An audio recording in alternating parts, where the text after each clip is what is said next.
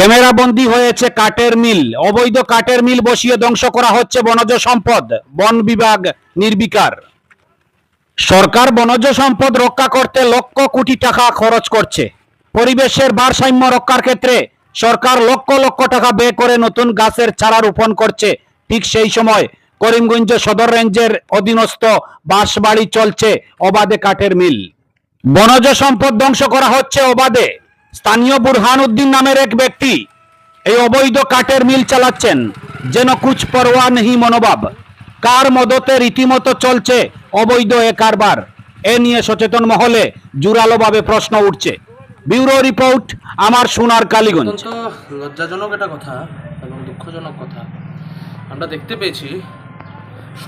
শনিবারের নিকটে অবস্থিত বাঁশবাড়ি, সেখানে একটা কাঠের মিল সেখানে বসানো হয়েছে। সেখানে দেখা গেছে মানে গাছপালা কেটে অবৈধভাবে কাঠের মিলটা বসানো হয়েছে। তো আমরা দেখতে পাচ্ছি শুধু এখানে নয়, জেলার আরও অন্যান্য জায়গায়ও রয়েছে। কিন্তু এখন পর্যন্ত আমরা জানি যে বন বিভাগ অ্যাকশন নিচ্ছে, আমরা শুনতে পাই।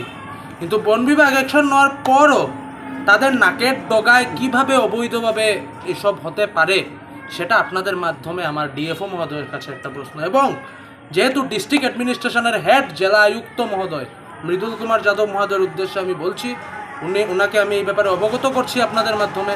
এবং এই সমস্ত জিনিস, গাছপালা কাটাটা দেখুন আমাদের পরিবেশের জন্য ভালো নয়, এবং এটার আমরা তীব্র বিরোধিতা জানাই। এবং আমরা আশা করি প্রশাসনের হস্তক্ষেপ উইথ এন ইমিডিয়েট এফেক্ট।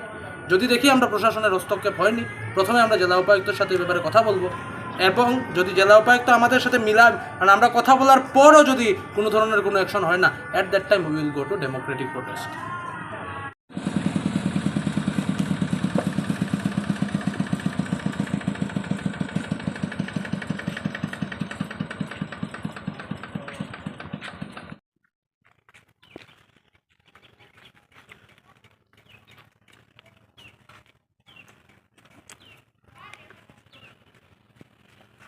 তিনবার করছি, কোনো রিভিউ করেন না।